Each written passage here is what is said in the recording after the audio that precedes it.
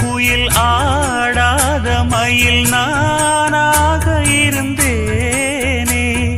பூவோடு வரும் காற்றாக என்னை நீ சேர தெளிந்தேனே.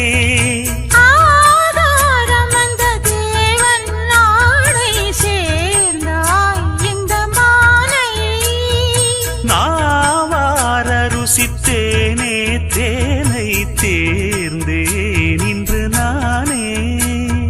வந்த துணையே வந்து அணையே, அந்த முள்ள சந்திரனை சொந்தம் கொண்ட சுந்தரியே. சாமி கிட்ட சொல்லி வச்சு சேர்ந்தது இந்த செல்ல கிளியே.